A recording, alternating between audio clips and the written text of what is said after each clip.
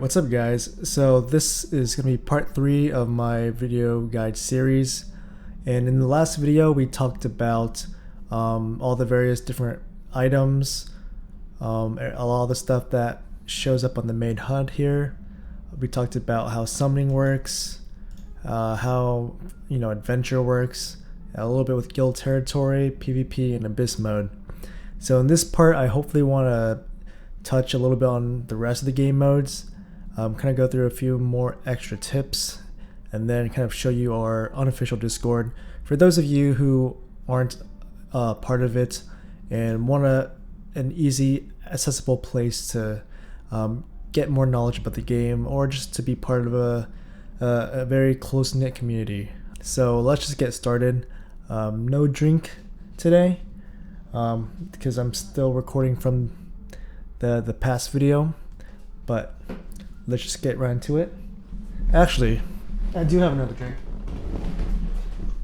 So this is cherry limeade clear American carbonated water. It's mostly gone, but it's pretty good. I would say any of the flavors is pretty good. 0 calories and pretty much 0 sugars, and it kind of tastes like soda.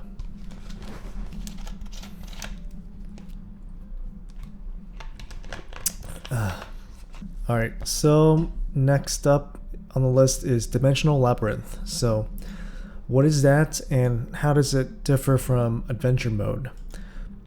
Well, after you've beat adventure mode stage 1000, you can farm what's considered Dimensional Labyrinth. And the main difference between this and adventure mode is that Dimensional Labyrinth offers a little bit less gold, but in return it gives you a little bit more of everything else, like reinforcement scrolls, refinement scrolls, and it has the opportunity to drop some of the more high tier weapons. So if you can farm this efficiently, then I'd recommend that. To learn kind of what the easiest stages to farm here are, please check the unofficial Discord in the link below. The neat thing about this is for the most part the bosses are randomized, and so their immunities, but there are some levels such as stage 1108 where the boss is always Leaf, so you might use a team such as this with Efreet, where she can pretty much one-shot the boss as long as you're a Leaf, and that's a pretty easy setup to do, and that's some of the exceptions where the boss is always the same. Now next is the resource dungeons. So these are going to be like your XP, gold, and dragon dungeons in the cube dungeons. These can be an easy trap for new players, and I wouldn't recommend using your stamina on these because they eat a lot of stamina, and these are resources you can farm regularly through just adventure mode or Dimensional Labyrinth. So in the long run it's going to be better for you to just farm the traditional way. If you know what you're doing, this might be a good thing in the short term, but better safe than sorry. Just use your stamina for Dimensional Labyrinth or regular adventure mode, where you can get weapons and stuff too. Next up we have Infinite Slasher mode. So this game mode is essentially like what it suggests. It's an endless slasher mode for 600 seconds, and the goal is to... Here, I'll show you an example. So the goal is to kill as many enemies as you can within the time limit. And so the stronger you get, the more enemies you can get through quicker. And there's a few tips. There's a lot of things you can do for this. So if you haven't already seen my tier list, I would refer to that to see who's great in slasher mode. But just some characters right off the bat would be Kana, Lilith, Dark, and Belphegor, like I have here. So what exactly, what are the intricacies of slasher mode that the game doesn't tell you? So the game doesn't tell you that after each wave, so from here to here, your team's health fully recovers. So at some point you eventually don't need a healer anymore, as long as your team can mow down the waves quickly enough. So that's why you don't see me with a healer here. And as you're just mowing down only mobs and not really any difficult bosses, then characters whose skills can cover a lot of the screen, like Dark or Kayron, for example, are very beneficial for slasher mode. Other characters like Artemis that have short cooldowns but hit lots of enemies are also really good. So that's why you might see someone like Kayron and Artemis and Kana, because they have really strong AoE skills that pretty much one-shot 1 or 2 waves, and with fairly short cooldowns, given that you give them sufficient cooldown reduction. Additionally, you can equip them with weapons and rings that provide monster penetration, thus increasing the amount of enemies that they hit per attack. Pair that with maybe a warrior such as Belphegor, whose skills buff herself and the team, especially in slasher mode. She's a really powerful unit that just mows down enemies like a lawnmower in that sense.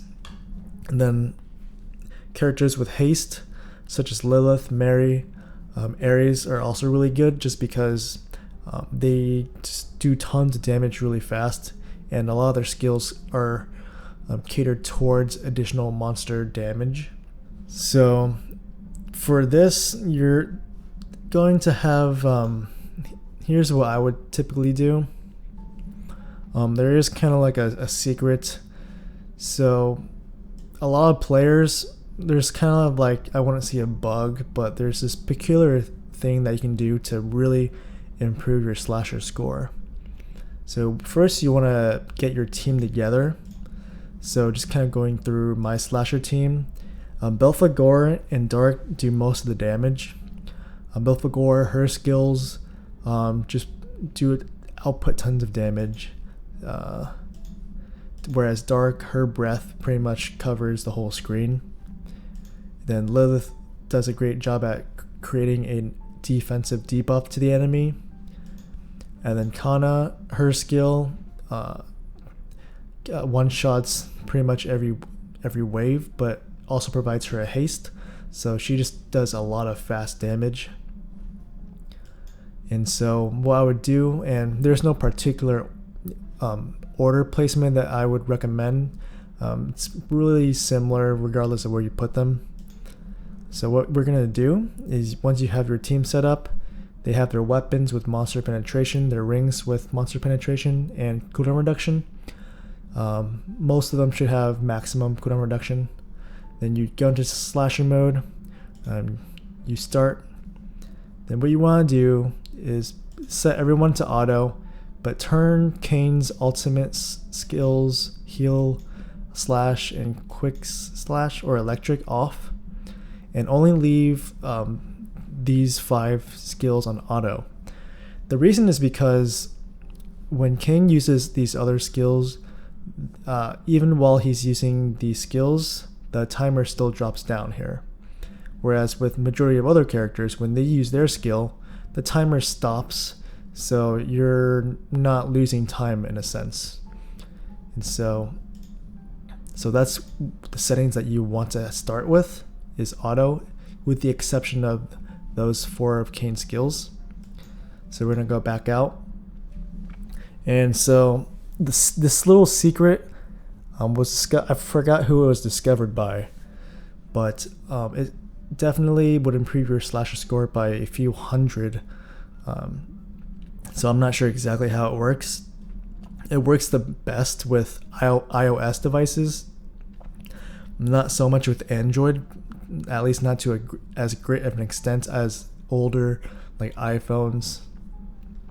But if you have an old iPhone, then this might work really well for you. So once you start the match and have those settings skill set auto, you want to go to this where it says LCD protection mode starts, hit that, and your screen will turn black. And just leave it on that screen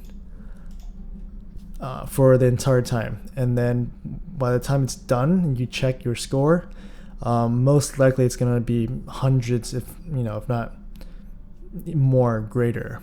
I don't know how exactly that improves it. Maybe it kind of allows the enemies to kind of group up more, and that might help your team, kill them quicker. It also helps to kind of have your phone or your game having farmed for a few hours prior and maybe on low battery or charging, so that it creates a ton of like artificial lag. And so I would think the more it kind of lag spikes, the slower the timer might go, or some kind of alteration like that.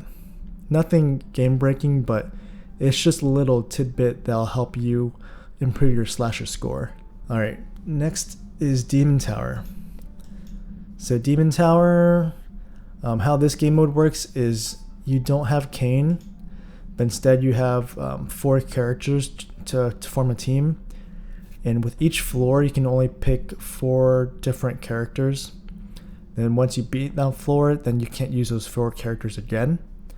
So what this means is you're going to have to use all your 3 4-star characters and whatever 5-star characters you may have.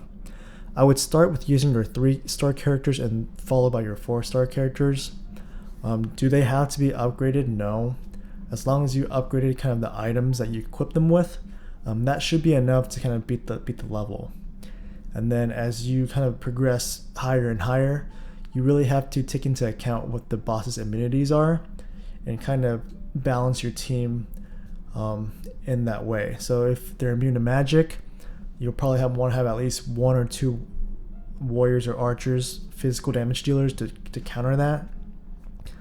And then you still have to save some of them for other floors later on when you may need another warrior or archer, or vice versa. And right now, as of the making of this video, the current maximum is 12 floors. And so with each floor beaten, you get demon coins, which can be used to exchange for useful things in the demon store. Okay, next up is Dark Lord's Tower. So I've created a video series for this, and it might be outdated, but it kind of gives you an idea of some of the teams I've used in the past. So as new characters are released, they're probably stronger and will be better team compositions for it. But essentially, it's, as of the making of this video, there's 105 floors of increasing difficulty, and as you beat each one, it gets progressively harder. And a lot of them, some of them have really good rewards, some of them not so great. And so really the main tip for this is look at the character or the boss's immunities and form, the best team you can think of around that. And so if you check the Discord as well as some of my videos, we've done a lot of the work for you and kind of creating a baseline. And note there's multiple teams that can usually beat this early on, and then as you get further and further, there might be fewer different team comps that would be viable. So just keep that in mind, and if you get stuck, don't get discouraged, because it does get really hard and ramps up in difficulty for sure. Some notable levels are 50, gets pretty tough for people, it's a big wall, then 60, and then they make it to 70. Usually every 10 floors it gets a lot harder. So I referred to some of the guides on my channel for that. Next up is Raid. So this is kind of what my main focus is for improving yourself, and by improving your raid score, you're gonna get a higher score, more raid coins, more raid chests, and that's what's really gonna give you the bulk of your gold, your refinement scrolls, and your reinforcement scrolls. So basically, as the name suggests, the point of raid is to deal as much damage to the enemy before you die. And the more damage you do, the higher your score gets. Pretty simple. So the strategy is looking at the boss, looking at their immunities, and forming the best team around those immunities. So it's not always just using your default farming team. You really have to look at what their weakness is, what they're strong against, and kind of formulate a strategy around that. So for a lot of people, if you click on this arrow right here, you can actually do multiple of your raid runs in one single go. So for free-to-play players, you might have 4 raid attempts. So you can do all 4 in just one attempt. For people who bought that master pack and get the 5th attempt daily, you can do 5 runs. So you can do this just to save yourself time.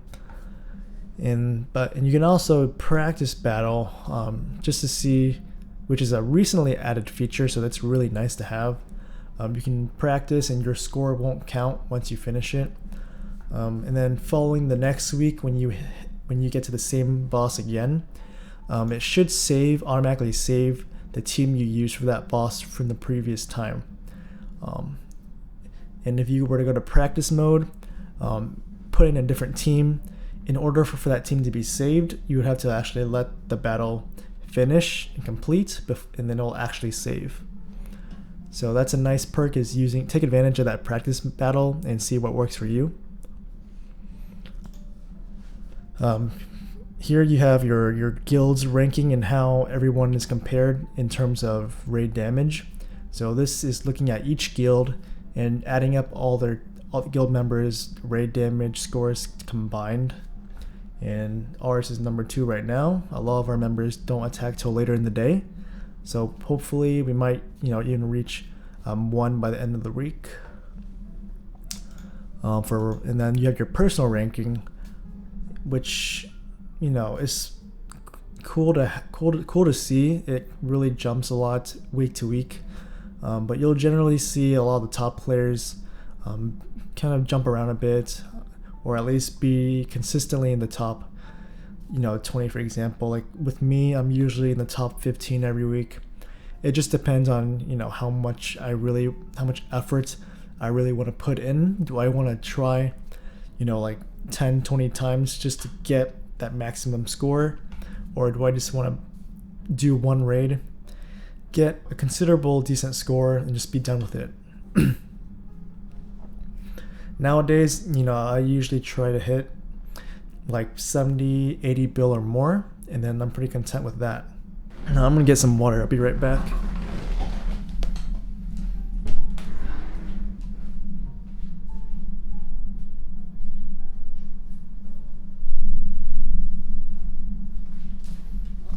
All right. Sorry, my throat was getting dry, so I'm just got myself some lychee Calpico. This stuff's really good. If you ever had Calpico, it's basically, I believe, a Japanese brand. They have lots of non-carbonated beverages, as well as probably some carbonated beverages. Very refreshing. So if you ever go to a Japanese or Asian grocery store and you see something from the Calpico brand, it's probably gonna be really good.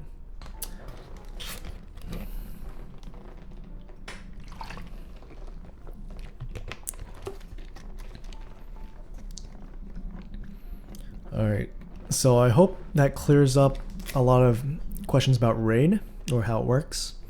There's a luck gauge here that fills up. I wouldn't really worry about this. It's for the most part pretty negligible. So there's no point really in trying to fill this up prior to doing your raid. I would just do your raid whenever you can. Do all of them at once to save yourself the time. And then pretty much once you do your raids, you'll earn X number of raid chest gold depending on your score. Okay, next I'll talk about the growth stones. So these are somewhat new and within the past year. They're basically additional stones that provide team-wide stat bonuses to your whole team. Sorry, that was redundant, but you have your ideal stone that requires purple souls and transcendence scrolls to refine. You have your awakening stone that requires the awakening cubes and a lot of gold to evolve. So I generally recommend saving this for the end game, because a lot of new to mid-level players, they shouldn't be using their gold for this, but more so for upgrading their reinforcing their gear and weapons. And for the birthstone, you might not touch this for kind of the end game as well, because you're most likely using your emeralds to get the abyss gear, as well as getting the pink experience potions, and there will be a secret abyss shop in which you can get additional sets from that. So that's not covered here, but you can find more about that in the unofficial Discord. So just kind of some general thoughts on team building.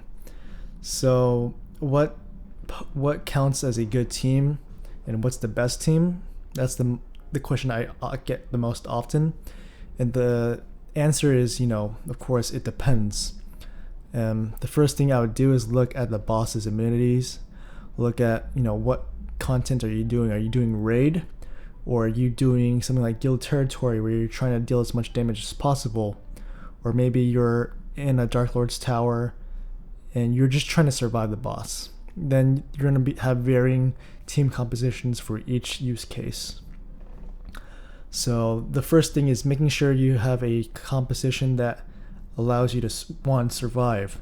So if you have a team full of just DPS and not very little healing or shields, you just might not survive, and then there's no point in that team composition. So first you have to find a composition that allows you to survive, and then once you kind of have a stable team around that, then you can kind of start modifying it to see, okay, who can I sub in and sub out for the most amount of damage. So if for some cases like Dark Lord's Tower, there's a time limit. So if you run out of time but you can survive, you might want to look at adjusting your character's gear, or maybe picking a better DPS. And then that's kind of like how I view team building. Oftentimes you'll want some form of healing, if not shields. So for heals, you'll have Yui, Legrant, Mia, even Aqua. And then for shields, it's mainly been Vivian and Ymir. Although Efreet and Zeus both kind of have their own self shields, but Vivian and Ymir are the ones that provide a team-wide shield, which is really useful.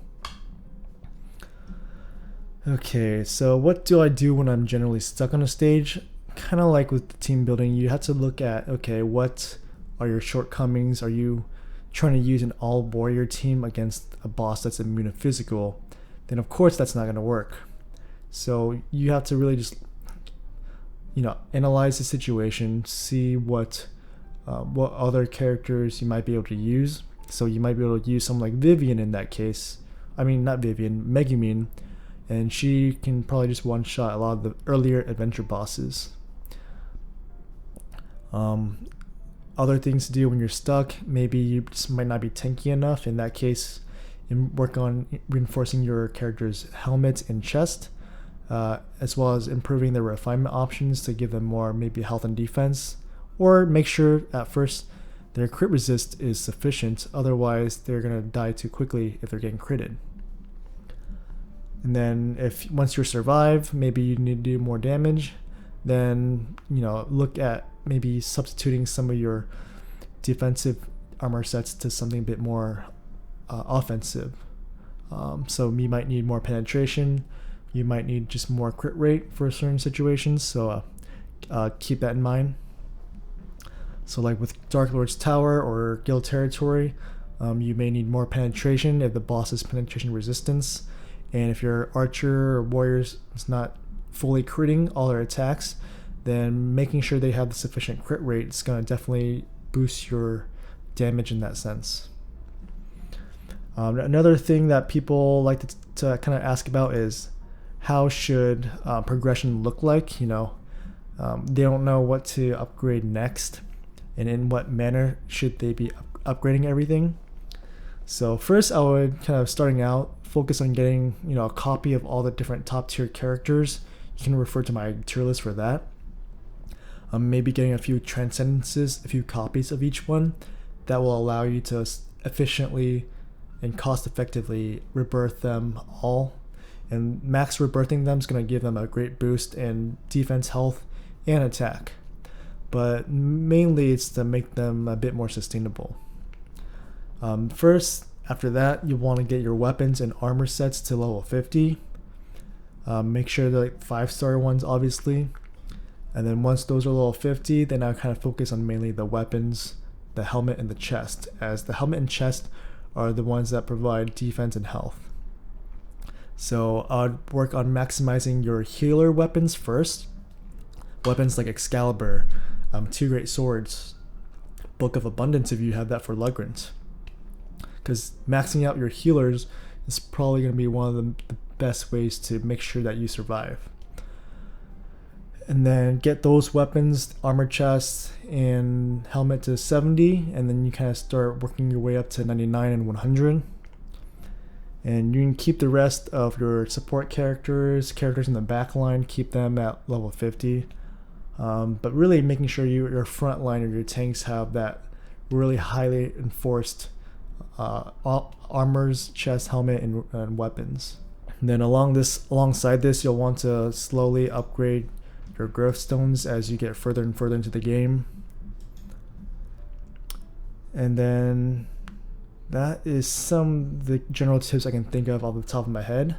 So let's just head on straight to the Discord. Alright, so now I've taken you guys to the unofficial Discord.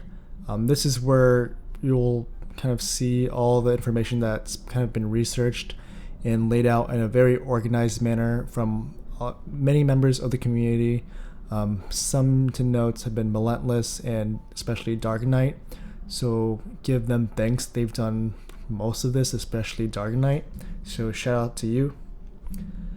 And if you see them, make sure you say thanks. Actually, don't say thanks, whatever. Love you guys. Anyways, let's go through kind of what can you find here and why do I recommend this so much. So if you haven't joined this already, here's what you can get out of it. So for one, we have we post all the different announcements and updates the game gets, especially future updates. So we have announcements. We post all the active coupon codes. So these are the most up to date. So for coupon codes, you can see them here. You can see all the different updates that have been translated correctly, all the possible future content that we're going to be getting. So that type of stuff isn't even available in the official Discord. We mention all the events that the official Discord mentions, like the 3x or 5x experience events. We also have the pickup banner, so if you have questions on if someone's going to be available soon, these are the most up-to-date ones, and we update this as soon as we learn about it. We obviously have kind of a free chat section in case you kind of want to chat with people, talk about the game, talk about things not about the game. We have a question section where you can ask for questions. There's usually someone that will always answer it. So lots of people are willing to help answer your questions here. And then we have various other channels where people can share. Maybe they're having an issue with a certain wall that they can't beat. They want to share their progress, share their bad luck, their good luck. And then we also post a lot of my videos from YouTube on here as well. So that's just kind of an organized place to look through them.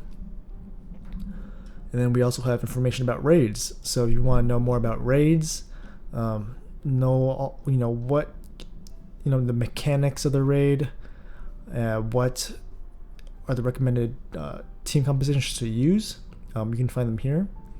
So for example, you can see here all the different damage thresholds and the boss buffs and debuffs that they get, or these are the rewards. You can learn kind of like a schedule of the upcoming raid bosses, and then we've separated each day, so it's easy to look through. We give some tips about the boss, what team comps and maybe gear to use, and I have recommendations for these on my channel if you just look through the past few months. Of course, over time the team compositions can change with new as we may get new characters, new item sets, then these are subject to change, obviously, but very good resource. Next up, guild recruitment. So you can use this Discord to not only look for guilds but also recruit people looking for a guild. So that's been very useful. There's all kinds of information about the game itself. So we have a glossary of different terminologies if you had questions about that. Suggested characters, information about who to get and their explanation. And as far as daily limits, how much rubies and stamina can you earn in a day, free to play. We also have all the list of weapons and equipment, how to get them, and what would be recommended. So if you have questions on where to get something, for example here, this is a list of all the weapons and where to farm them. And there's also different armor sets here and kind of where you can get them. And as well as here's some more information about certain limits as it pertains to stats. What's the maximum ideal stone level? It's 130. What's the maximum cooldown reduction? Is 60 for mostly everyone except for Kane. And you just go through most of these at your own leisure. We have a channel for beginner guides, interface, store, what to get, if you're a whale, what should you go for? And then, we kind of try to organize it in an organized and easy to digest manner. So we'll have all the early game things you should know. So Dark Knight's posted a lot of these very helpful illustrations. Just some things that the game just doesn't tell you. Like I said, immunities, you can see all the different types of immunities and what they mean here. Same with all the basics about refinements, you can find them here. Find a page about what stun locking is and how it works, and what's needed for it. Find more information about souls, how those stones work, what costumes to get. And here we have a recommendation for what equipment combinations you can go for depending on the situation. So for example, you want some set that gives a lot of penetration. These are the various combinations you can do and what penetration they would give. And yeah, there's just a bunch to go through. So there's a page about farming, what stages to farm. There's information about the abyss mode, all the different rewards, all the different cards, which ones to get. Recommendations on if you're stuck on abyss, what to do. There's information on PvP and how that works, pretty much summarizing everything I've said in the past video. There's information about territory regarding how much crit resistance you need for each difficulty and how much health each territory has depending on the difficulty. So like I said before, as you get higher and higher, the HP gets higher and higher. Dark Lord's Tower, there's a couple facts about what the boss on each floor is and their amenities, some various strategies you can try for yourself, some accuracy requirements for some of the floors, and I have attached some of my videos just for reference. We have a channel about slasher, what works really well, pretty much what I've said in my video, and as well as Demon Tower. Here's a recommended list, but of course you can feel free to change it depending on what characters you have and what your needs are. And yeah, so total you can get 637,000 coins per week, it seems. So in 2 weeks you can easily afford that gold bar. There's some information about climbing strategies. It's definitely useful information, just gotta pour through them. It mentions some different teams you can do for easy progression, and if you get stuck, maybe try a different team on this list. It talks about difference between that adventure mode and dimensional labyrinth. This goes into a lot more detail than what I've mentioned. There's information and stats about rates of the game. Very useful information that is not shown anywhere in the game. There's a page about how rebirth works. So if my explanation didn't quite, help you understand, then this goes really in depth. It gives you a chart of, why it's better to rebirth after a few transcendences compared to rebirthing someone who's transcendence 0 or 1, just because it costs more. So there's also pages about refining, what you should aim for, and what the different possibilities are, as well as reinforcement, kind of what would be considered early game, mid game, late game, and end game. So I'll definitely look at that page for sure. Dark Knight worked hard on that. Then lastly, there's a page about various stats. This is just kind of just interesting stuff to know. And then we have a character list, kind of like a tier list, as well as kind of more information about their cooldowns, their number of hits per attack, more information about their collection bonuses and what those provide. And then there's a specified page for every single character that lists out all their skills when maxed. List out what game modes they're good for and what game modes they're kind of bad at, as well as some miscellaneous information on what they're useful for, some hidden things about them that may not be known. So definitely look through a couple of these if you're unfamiliar with the character. But understand that we've worked hard to really flesh out, who's worthy and who's bad when you look at the tier list. So when you look at the tier list, keep in mind that as the one here, it's weighed heavily on raid, followed by abyss, and then guild territory. So something like this might be completely different from what you had in mind when it comes to adventure mode. And yeah, so there's also some information about possible future characters that might be coming. And we update everything, events and future content like that as we learn about it. So we typically learn about this from observing the Korean server forums on Naver. And that's typically, when we find out something happens on their server, then we'll usually get it within a few weeks, at most like a month after them, but it just depends. So they recently got Zeus in the past few weeks, and then we recently just got him, so that happened really quickly. But yeah, as soon as we learn about those, be sure to check them here if you're interested. And I hope that kind of helps a lot of you newer guys, understand what's this Discord so useful for. And definitely, if you want to support it, give it a boost. Right now we're level 3, so we're pretty proud of that. Thanks to everyone who boosted the server and allowed us to get more server emojis, stickers, and higher quality uploads. But definitely that concludes kind of my part 3. There's definitely a lot of questions I haven't answered, but I'm confident they are answered somewhere in this Discord. So definitely pour through the Discord first is my recommendation. Before you just spam the questions in the free chat with all your questions, check and actually read through some of the content first.